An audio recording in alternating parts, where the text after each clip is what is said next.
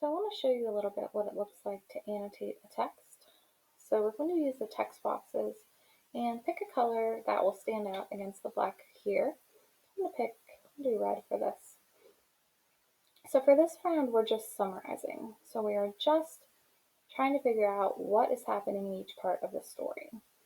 So our character says, true, nervous, very, very dreadfully nervous. I had been and am, but why will you say that I'm mad? The disease had sharpened my senses, not destroyed, not dulled them. Above all was the sense of hearing acute. I heard all things in the heaven and in the earth. I heard many things in hell. How then am I mad? Hearken and observe how healthily, how calmly I can tell you the whole story.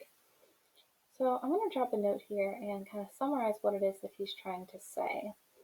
And what I'm taking away from this is he's asking, or he's trying to prove he's not crazy by telling us he can hear things in heaven and hell.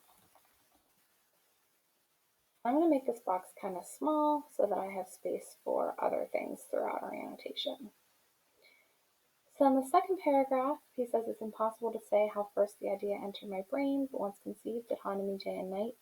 Object there was none, passion there was none. I loved the old man. He had never wronged me. He had never given me insult. For his gold I had no desire. I think it was his eye, like the eye of a vulture, a pale blue eye with a film over it.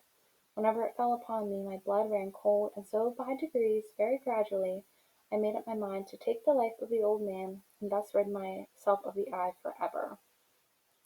So this part down here, I made up my mind to take the life of the old man. That's the critical piece of this paragraph. So he decides to kill the old man because when I want to figure out why, he says, I made up my mind to take the life of the old man and thus rid myself of the eye forever. So he wants to get rid of the man's eye, which he hates. So he's going to kill this guy just because he thinks his eye is a little creepy. Okay. Then paragraph 3, he's kind of describing his tactics here. So he tells us that he was never kinder to the old man than during the whole week before I killed him. So let's kind of make a list of what he did. Here's how he did it. He was very nice to the old man for a week. And then what did he do?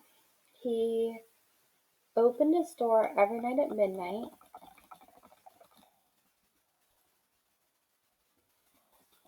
and peeked in.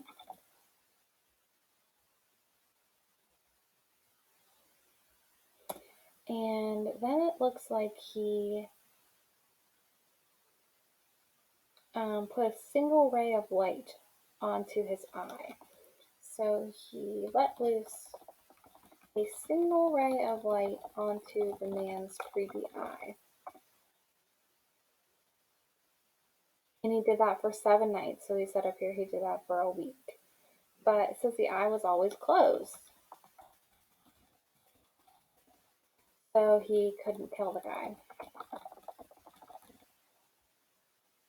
And then it says, in the morning, when the day broke, he went boldly into the chamber and spoke courageously to him, and calling him by name in a hearty tone, and asking how he had passed the night.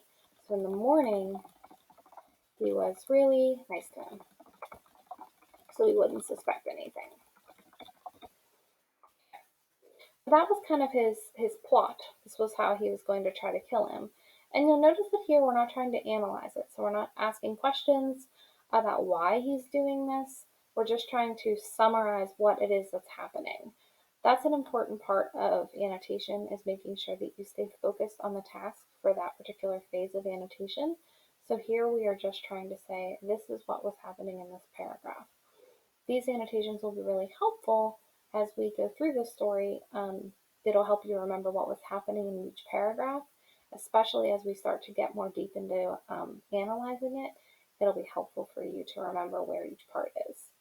So that's a model of how you do the first page, and then you can do the later pages on your own. And you can just kind of summarize in a sentence or two what you think is happening on each of these pages.